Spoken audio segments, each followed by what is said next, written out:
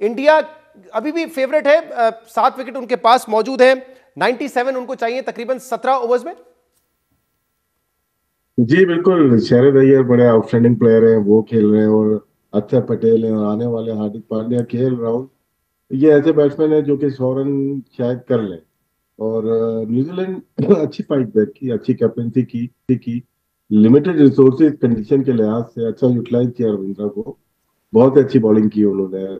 तो यहाँ तक मेरे ख्याल से अभी भी बराबर का मुकाबला है। ऐसा नहीं है कि इंडिया यहाँ से जीत गया। यहाँ पे अच्छी कैप्टन थी, अच्छी फील्डिंग। ये कैच कहाँ से कहाँ ले गया इस मैच में। जो कैच गिल का पकड़ा है, फिलिप्स ने एक दफा फिर आउटस्टैंडिंग। वहां से गेम चेंज होती है। अगले ओवर में ही आप देखें विराट कोहली आउट हो गए। वहां से गेम को चेंज हुआ, वापस आ गए ये लोग।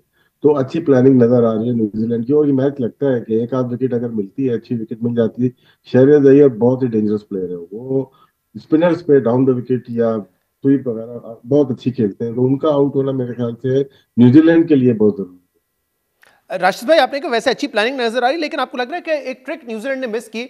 आ, सबको पता है कि रोहित शर्मा हिटमैन है, आते साथ तेज खेलने की कोशिश करते हैं और पेसर्स को बहुत अच्छा खेलते हैं।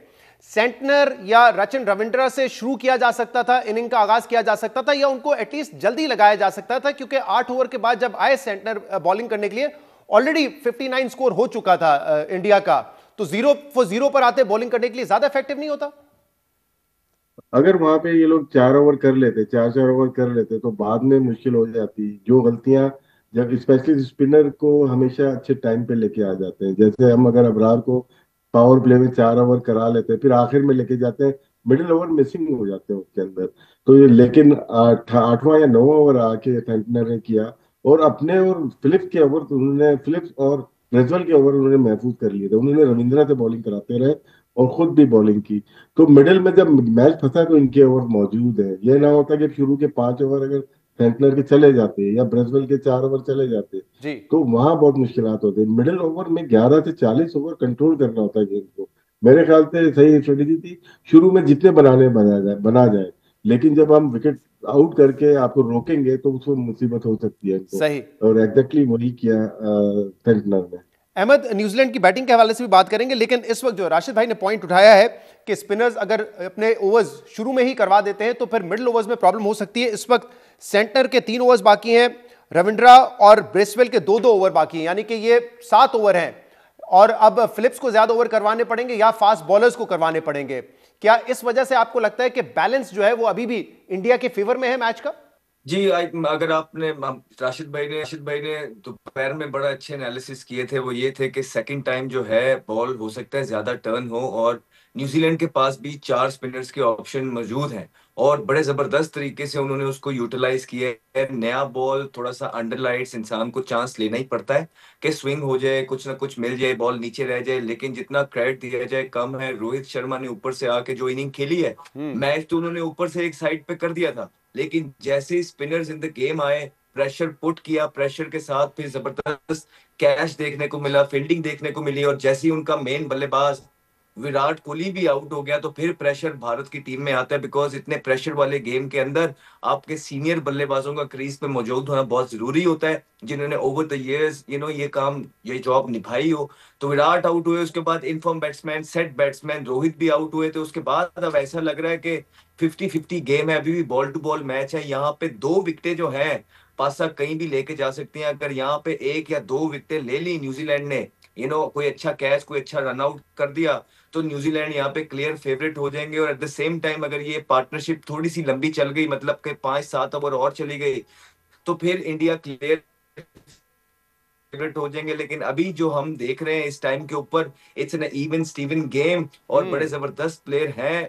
अय्यर, जिन्होंने अभी पीछे भी बड़े अच्छी इंग्लैंड के खिलाफ बड़ा जबरदस्त खेले हैं, इनफॉर्म है, अक्सर ऑलराउंडर है। नीचे जिस तरह भी आपने बताया, केएल राहुल पड़े हैं, जडेजा पड़े हैं, लेकिन ये जो पार्टनरशिप है ये बड़ी इंपॉर्टेंट है इस फाइनल के कॉन्टेस्ट में। राइट, इंडिया की बैटिंग बहुत ज्यादा डीप है। जरा न्यूजीलैंड की बैटिंग पे आ जाते हैं अहमद शहजाद साहब। शुरू में रविंद्रा ने बड़ा अच्छा स्टार्ट दिया, 37 स्कोर किया 29 बॉल पे, खासतौर पे हार्दिक पांड्या और शामी को बहुत अच्छा खेल रहे थे। फिर स्पिनर्स आए, गेम बहुत ज्यादा स्लो हो गया, विकेट भी थोड़ा सा स्लो था, आखिरी 5 ओवर में फिर न्यूजीलैंड ने 50 स्कोर किए।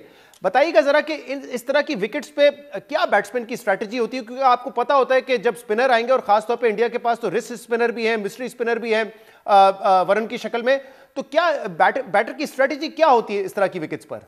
देखिए, बुमराह उनके इंजर्ड थे, उसके बाद उनके जो प्लान थे वो स्पिनर्स के साथ जाने के थे दुबई के अंदर, और अभी तक जितनी भी वो गेम्स खेले हैं वो इसी तरह खेले हैं। आज थोड़ा सा शामी आउट ऑफ सॉर्ट लगे, उन्होंने नया बॉल भी अच्छा नहीं किया, उन्होंने स्लॉट में बॉलिंग की जब उनको पता लग गया था कि स्विंग नहीं हो रहा। नॉर्मली अक्लमंद बॉलर ये करते हैं कि जब जैसे ही पता लग जाए अर्ली ऑन के विकेट में कुछ नहीं है, इन दी एयर स्विंग नहीं है, तो अपनी लेंथ खींच लेते हैं, लेकिन शामी ने वैसा नहीं किया। उन्होंने विकेट टेकिंग बॉल करना चाहे, जिसको रविंद्र ने और यंग ने बड़े जबरदस्त तरीके से, रविंद्रा ने पुट अवे किया, they were off to a flyer as well. लेकिन उनके पास बड़ी डेप्थ मौजूद है उनकी बॉलिंग के अंदर भी। देखिए, आप अक्सर है, जडेजा है, फिर कुलदीप यादव है, और कुलदीप यादव ने जो 2 विकेट ली, डिसीव किया, वो उनको गेम के अंदर लेके आए बड़ी जबरदस्त तरीके से। और जैसे ही 2 विकेटें मिली हैं, सारे चारों के चारों स्पिनरों ने मिलके जो है अटैक कर दिया और सफोकेट किया न्यूजीलैंड के बैट्समैन को। लेकिन वो भी लगे रहे। लेकिन आप ये देखिए कि कितनी डेप्थ मौजूद है दोनों टीमों के अंदर के। जी। जो ब्रेसवेल ने नीचे से इनिंग खेली है, जो 50 की है,